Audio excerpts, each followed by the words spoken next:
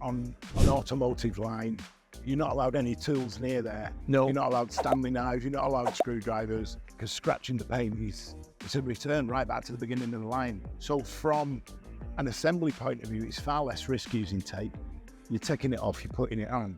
Ease of application's got to be a big one for automotive. I think that the environmental and the sustainability questions are something that are asked now on every quote. You know, we have production meetings. Every time we have a production, we think, can we do it any better? Can it be more efficient?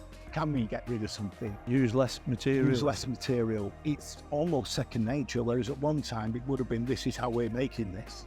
And we wouldn't have probably paid a lot of thought to gaps in liners and things like that. Now it's absolutely paramount.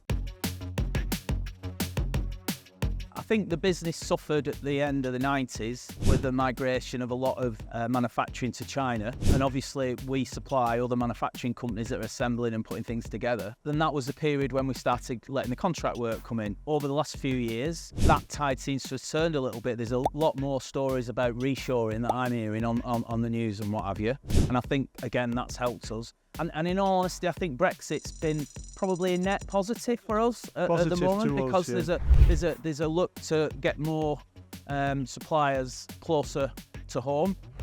So for us, I think that's been quite a good thing. Yeah, I think you're right. Yeah.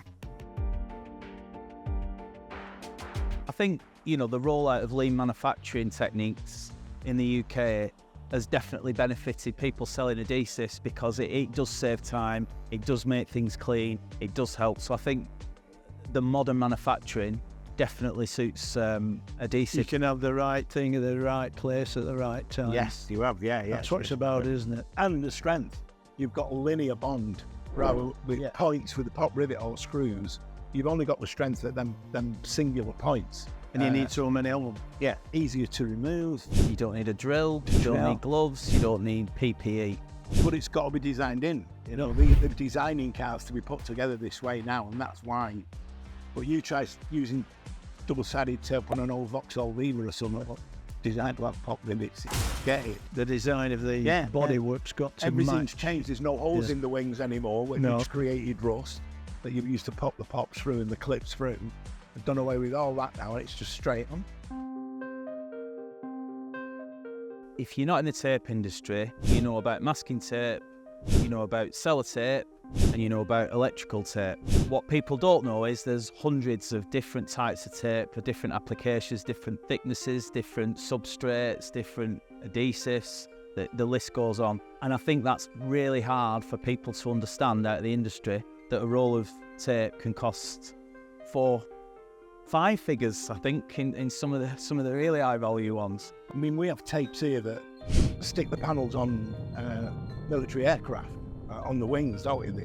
Yes. Yeah, they actually stick the panels onto the wings. But you try sticking a piece of carpet down with that. Exactly.